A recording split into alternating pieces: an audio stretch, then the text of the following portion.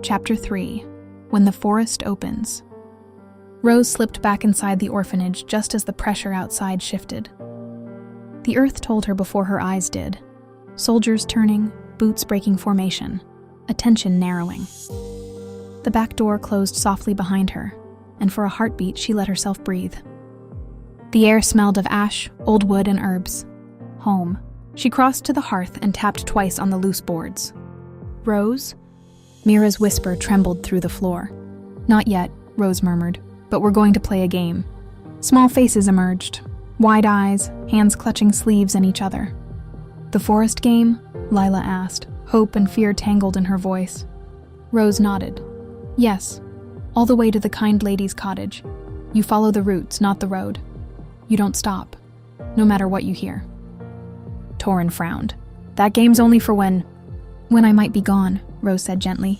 The truth settled heavier than any lie. "You'll be safe there," she continued, keeping her voice steady. "I prepared for this, for all of you." "You always come back," Torin said. Rose knelt and brushed a curl from his forehead. "I always try." She pressed a small pouch of herbs into Mira's hand. "For her, tell her Rose sent you." Mira nodded, solemn as a vow. One by one, the children slipped into the tall grass, vanishing like quiet spirits between the trees. Rose stayed until the last small heartbeat faded from the earth beneath her feet. Then, boots struck stone at the front steps. Rose turned. "Open the door," Kale's voice called. "Now." She had no time to hide. The door swung inward. Kale stood in the threshold, armor immaculate, expression sharp and cold. Beside him stood another knight, leaner, younger, his posture less rigid.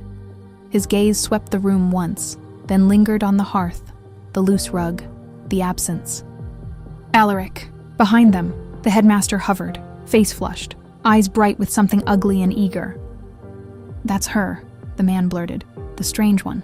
I told you she'd come back." Kyle's eyes cut to Rose. "Where are the children?" Rose bowed, clutching the basket of herbs to her chest. "Out gathering water, sir." A lie. Alaric's gaze flicked briefly to the back door. Then the headmaster grabbed her arm. "Hard. You think you're clever," he hissed, nails biting into her skin. "Running around barefoot, playing savior. You've brought trouble down on us all." Rose did not cry out. Kale watched without expression.